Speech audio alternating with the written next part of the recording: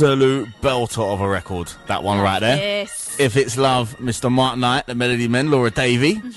And talking to Mr. Mark Knight, he is the master behind the buttons for this week's Tune of the Week, isn't he, Mr. Lay? He is indeed, and what absolute banger it is, and everyone is just sending in their love every time we play it because it's such a nice, uplifting tune. It is. And it's fast approaching 8:30. We've just gone through 20 past 8, so that means, all being well, we should have Mark Knight on the phone. Good morning, Mark. Are you there, mate? I certainly am. How are you? All good. Yes. Right now, we've got to start off this interview like we do everyone. You sound quite awake and alert, but are you still in bed? Are you up and about the house? Is breakfast on the go? What's the deal this morning? All of that's happened. Yes, I'm mid-school run, just on the way up. Oh, okay. Let's drop a bump for the school run crew. Yes. Oh, yeah. Yes. School run massive. Yeah. The usual sketch. We're out the house at 8 o'clock, so fairly early start in our house, in all fairness. Oh, brilliant. That means we've got you nice and alert this morning. Nice and energetic. We love that. So the first thing we want to talk about is, of course, that your newest single, Everything's Gonna Be Alright, is the Flex Breakfast Tune of the Week. And like we just said as well, it's such a nice, uplifting track. It's got Beverley Knight on it as well, London Community Gospel Choir. It's just perfectly fitting for life right now. And I thought we would just talk about that first, talk about the production and the response to the single so far. How are you finding it? Well, first and foremost, thank you so much for making it Track of the Week. That's very kind. I really, really appreciate that. I mean, you never tire of, getting the right response you would like from records that you make. You put a lot of work and a lot of energy and you have a lot of foresight and you try and imagine where you want that to be. And when that starts to come to fruition, it never ages. So thank you very much for that. I really appreciate that. And I think you summed it up, that's what the record intended to be.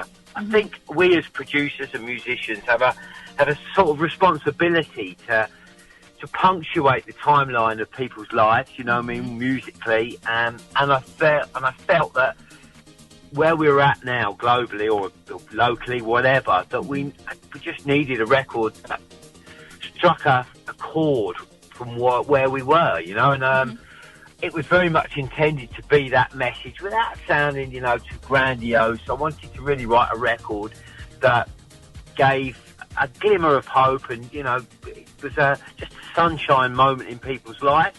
I was very much inspired by optimistic by the Sounds of Blackness, and how that had an impact on me, and if you ever felt down or whatever, you put that on, it's like, I'm back in the game, it's all good, everything's cool, and that's what this record was always intended to be, one of those type of records, and it seems to have had that response, and I'm super happy that it has. Yeah, I think you've perfectly hit the nail on the head with everything that you was trying to achieve with this record. So in terms of things that's coming on the way for the rest of the year, does that mean there's more uplifting tracks, or have you got club-ready bangers for when the 21st of June comes around? No, I've got an album called Untold Business that drops on the 11th of June. Exciting. And it's a kind of snapshot of all the things. I mean, it's a super, super soulful album. It's all the things that have inspired me musically since I was a kid.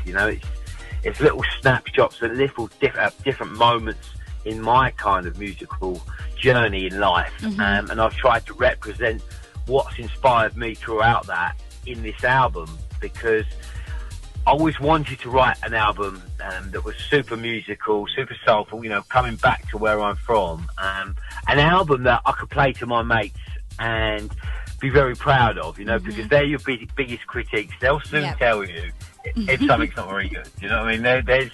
There's no barrier there. So I wanted to write an album that was reflective of my musical journey and something that would stand up, first and foremost with my mates, because that's the ultimate acid test. And obviously coming off the road with the pandemic gave me the headspace to do that. And also felt that I was at a point in terms of my production to be able to take that on. I always wanted to do something like this right at the very beginning of my musical career, but just didn't have the skills to do it. And I think the two things need to collide, the ability to actually do it and pull it together and have foresight and time, and time and headspace. And I think we'd all very much been caught up on this kind of track gig hamster wheel where you're banging out a track to get things to post on your socials, to get a gig. Yep. And there's just not enough love going into the music, you know. And I'll put my hand up as well and say that we're all part of that. You know, we're all part of this cycle. Yeah. And it needed a forced break. It really did, for us to put more passion and love into crafting music that would stand the test of the time. You know, I think the test of that is that you look on Beatport or something like that, and you look at the top 10. Half of the top 10 is full up with bootlegs of old records. I'm like, well, what would we? Let's say we fast forward 5 years from now. What would we bootleg now? What would we say? What are the markers? What are the musical markers that those producers would go with bootleg? And there's not enough of them. And if you can, you should. And that was my approach to it all. You know, all those things chimed at the right time for me, and hence the album. Yeah, I mean, very inspiring, especially for a lot of producers hearing that from you, to kind of reach more out of your comfort zone and find a deeper meaning. Yeah, I was going to say as well, especially with Mark's, like, not to talk about you, Mark, but I'm talking to you, but especially with, like, your tracks, because before we brought you on the line just now, we were spinning If It's Love. Now, Miss LA absolutely loves If It's One Love. of my personals. One of your faves, right? Yeah. With me, Mona Lisa is a record that, if I can bang it in my set, I'm banging it. Like, I absolutely love that record from you, like, to this day. Oh, wicked. Yeah, no, I love that. And then, again, with Everything's Gonna Be Alright, like, just with those 3 records there's 3 completely different energies, but, like, encompassing, like you're saying, with your musical journey and, like, your influences and everything, and it just comes through with your music. So I'm really excited for this album, especially after what you've just said there. And talking about, like, with the forthcoming stuff, because Toolroom is, like, it's non-stop heat is coming from the label anyway, but right now it's crazy on fire. This new one from Slash and Dot, it absolutely bang. You know, it's just constant drops. So I'm guessing the plan like that is just the same for the year. We're just getting constant heaters from Toolroom, or is you focusing more on, like, the Toolroom track side of things, or how's it going to work there? I think the idea is to be able to dance at both parties, you know, is to be able to release records that are song-based enough, yet still have the energy to translate in situ, and still be played in clubs, and, you know, have support in that respect, and yes, still do club bangers as well that have a place and are 2 o'clock moments. So I think the idea is to be able to dance at both parties and have a thread that joins all the music, like you said with those 3 records. You know, there's a thread that musically ties them together. I mean, everything I do has an undertone of soul in it, you know, and there's continuity. They don't sound disjointed from each other. You could play them. Let's say you play an elongated set. You could play them at different points in the set, and they still make sense. You know, they're not disconnected, and that's something we try and replicate in the label. Is have continuity without, you know, through our sound. I mean, the biggest accolade you can have as a record label is if someone said, "Oh, that sounds very Motown," or that, you know, if you own the sound, 100%. So if you can get that, you know, and your musical parameter can be relatively wide, but it all still makes sense. There's something that joins the dots. That's the challenge, you know, and be able to dance all the parties and it all makes sense. So it's a struggle, because it's a difficult line to navigate for them to all, you know, it's like an enormous jigsaw puzzle that you're putting together. But it's a brilliant challenge. We love it, and we've got some great music, and, you know, we have a quality threshold that is super important to us, and that's the bar. And it's about me as well, constantly nudging that and pushing it, you know, making bigger records. Because if you're going to be the captain of the team, you've got to put in the best performance every week, you know. So that's how we roll. Do you know what? You can come and co-host with us, Mark. And the reason I say that is because I love a link. And you, with what you've just said there, you've linked me to my next question. So it's perfect. You just mentioned being captain of the team. Oi, oi. Regular Flex Breakfast listeners know that I'm a massive Chelsea fan. So I don't want to talk to you about Tottenham, because I know you're a Tottenham fan. And we're friends here. I'm a West Ham fan. Oh, are you West Ham? I've seen you posting up pictures at Tottenham all the time. My boys are Tottenham fans. Oh, okay, right. Oh, in that case, well, I wish you luck, because I hope you qualify for the top 4 over the Scousers. So, but I wasn't actually going to talk to you about the Premier League side of things. I was going to say Toolroom FC. I see they're back, and Flex has got a team round here. So, what are we saying? Can we line up a little charity match next Saturday? We've got a game next Saturday. No, we play every week. We play on a Monday night. I mean, I'm still obsessed with football. I mean, it's a massive thing in our house. My little boy, he was at Chelsea for a little while, and he's football every night of the week. Whether I play twice a week, or he plays like 3 times a week.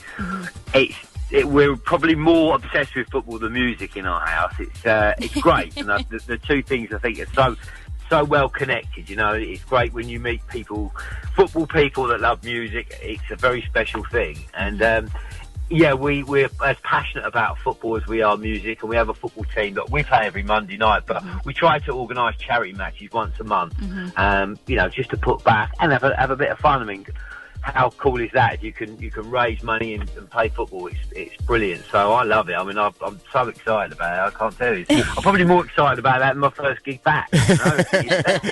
Well, when you're organising the next charity one, send Flex FC a little invite. We'll happily take to the picture of you. Yes. It's game on. 100%. It's game on now. That's it. You've laid the gauntlet down. We're up for it. Shouts to Carlos, the big boss. You listening, mate? Can you line this up? Thank you. Now, I also want to talk about as well. Toolroom is coming back to Ministry of Sound in July. Let's drop a bomb for that. I'm there 100%. My girl Maxine's on the lineup. I saw that. I messaged Max. I was like, Max, I'm coming. That's it. Let's talk about it. How excited are you? Really excited. I mean, hand on my heart, I think Ministry is the best club potentially in the world, in terms of its setup, its sound system. It's one of the most professional clubs in terms of the building. If you bring the atmosphere and you bring the right energy, then it is magic. It really is magic. It's I was resident there for, of course, 10 years, and it's where I first started playing pretty much. So it's never left my heart. I've always felt very, very connected to it. I mean, we've moved all around some brilliant clubs and in London, but I don't know. There's something very special about Ministry, that sound system in the box. That never tires. So we're very excited to be back on the 17th. Like I say, we've got a brilliant lineup. Ellis and Barrientos, Maxine, Martin Ikins playing, Casey Light, it's massive. Yeah, so if people are looking for something to do on the 17th, I still think there's a few tickets left, maybe the last year. So get yourself down there. We'll have a lot of fun. Listen, we can't wait to touch down on more Toolroom events, that is for sure. Now, before we drop the Flex Breakfast tune of the week, where can people find you on the socials, Mark, if they wanted to check you out and give you a follow? All super easy. They're all just at DJ Mark Knight, Facebook, Twitter, Instagram, all that stuff. Yeah, give us a shout. Hit us up. If you want a game of football, let me know. Competitive streak coming through already. We love that. Now, I want to say massive thank you for joining us this morning. Yes, thank you, mate. Really appreciate it. And the last thing we're going to ask is if you could do, in your best presenting voice, please introduce the Flex Breakfast tune of the week. Right, well, my name's Mark Knight, and this is the Flex FM track of the week. It's myself featuring the amazing vocal talents of Beverley Knight and the London Community Gospel Choir, and everything is all right. Flex Breakfast with Miss LA and DJ Solly.